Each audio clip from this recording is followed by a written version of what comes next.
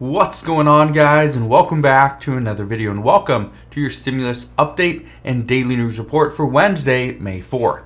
So we have some pretty big news. Today I want to talk a little bit about the potential of a stimulus update, or of a stimulus that could be coming, but this would be coming for parents, mainly for the child tax credit payments. I want to address what's being discussed there because there are still some open discussions. But the problem is they could be delayed, and I want to explain why. I also want to touch on the deficit reduction. Today could be potentially a big day for the Biden administration because today President Biden will announce that the government is going to be paying down our national deficit at least this quarter for the first time in about 6 years. So it's going to be a big day. President Biden also plans to talk about the strong job gains, which have led to additional tax revenue, which is giving us the ability to pay down our national deficit. So Senator Joe Manchin is very excited about this.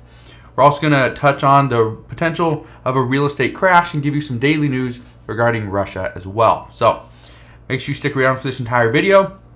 Do me a favor, if you enjoy these daily uploads, go ahead, hit that like button, but also make sure you click that subscribe button so you never miss an update. Now, here's what I can tell you. The deficit that we are currently facing is massive. And one of the big pushes from Democrats is they have to get our national deficit under control. They need to reduce it. They need to get inflation under control. Okay? And at the same time, try to pass the promises that Democrats made over the past couple of years. Now, here's the issue. We cannot lower our deficit, bring inflation back down, and at the same time actually pass the promises that Democrats made because they go against each other. But here's what can happen. President Biden is pushing forward with deficit reduction as a way to get the American people behind him and his plans. If we can reduce the deficit, we can bring inflation under control, then eventually we can look forward into additional spending.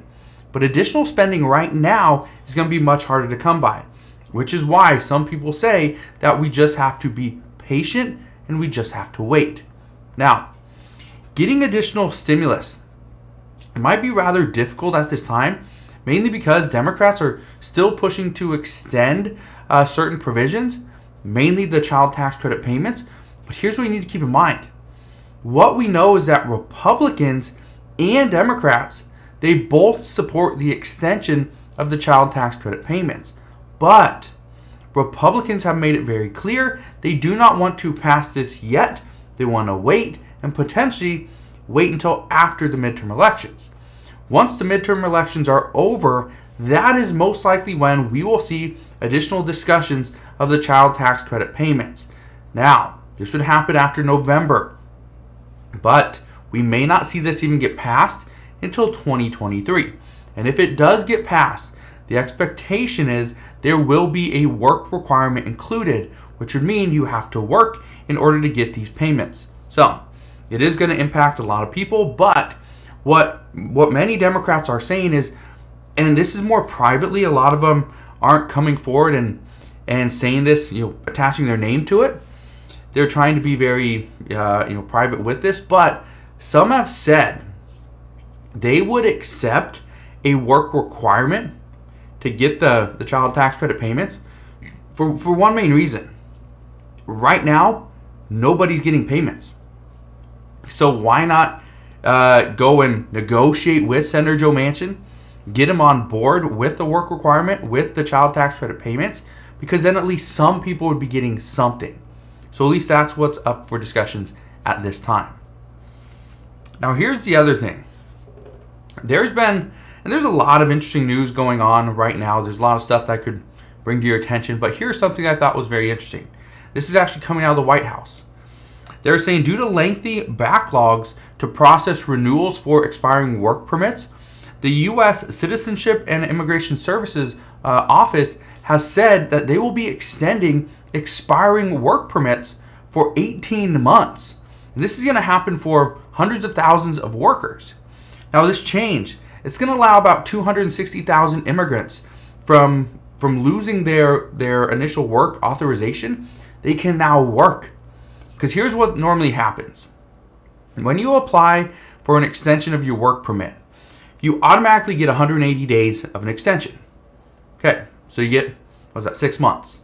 Well, this recent change, this took the extension from 180 days all the way up to 540 days. A massive extension. Now, this is one of the reasons why is because there's so many people trying to extend their work permits, and the amount of workers that are able to process those, it's just taking too long. So they're trying to do either just automatic extensions, okay, which is very easy to do. But the big thing is they do not believe that in 180 days or 6 months from now, we're going to be out of this. Things are going to be corrected. We got more workers back in the office. They're expecting it's going to take potentially the next year and a half or maybe even longer to get people back to where we normally or once were. So pre-pandemic levels. So we'll see what happens there. Now, I want to touch on real estate for a second, the potential of a real estate crash, because there's a good chance we see real estate fall. And I've been getting a lot of questions. Should I be buying a house right now before rates go up? I expect rates are going to go up.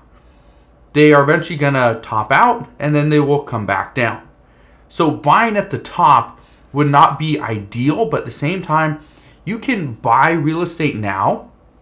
You can pay, a little bit more per month because you don't get a great rate, but at the same time, if you can refinance in a year or 2 years, my guess is 2 years, 3 years, that's probably when rates are going to come back down.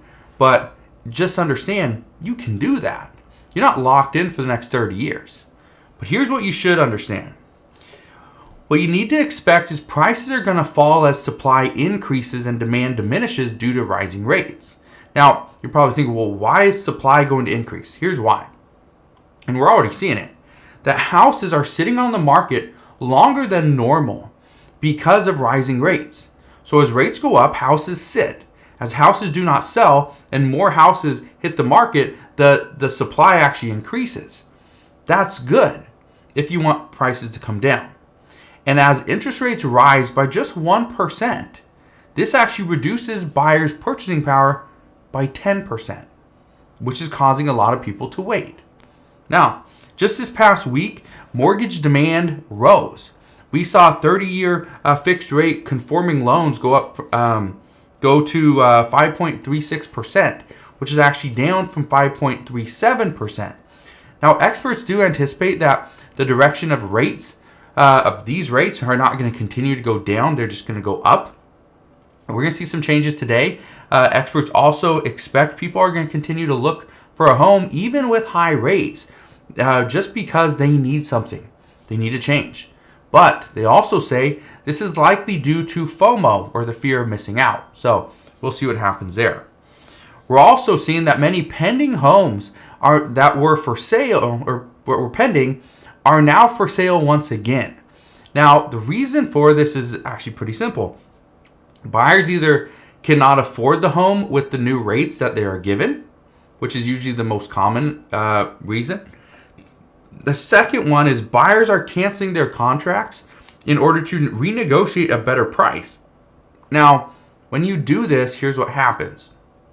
Let's say you lock in a home at $500,000.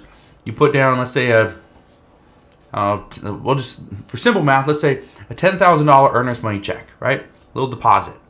Now, many buyers are foregoing their deposits, just leaving it like, okay, I'm backing out. You can keep that $10,000 because they know, okay, if I lock in that home at $500,000, I may be better off to wait, another 3 to 6 months, try to renegotiate down. And so instead of spending $500,000 on a home, maybe I'm only going to spend, $450,000 because, the prices came down 10%.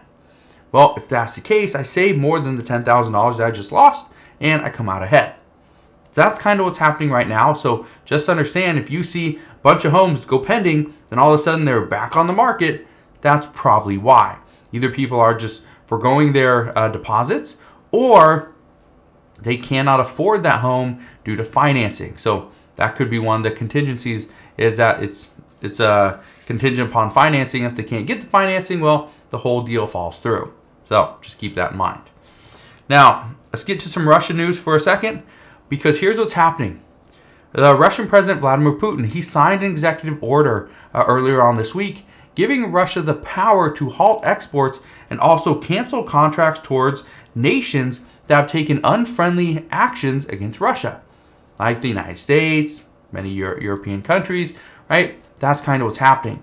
Now, Vladimir Putin ordered his government to put together a sanctions list within the next 10 days. We do not know who will be on that list just yet, but the expectation by the middle of next week, we will have that list. We will know who is going to be sanctioned.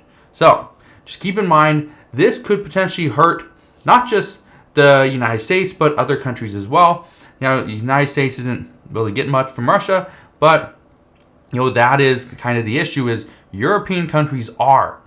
European countries who have sanctioned Russia are still getting Russian goods, okay, Russian supplies.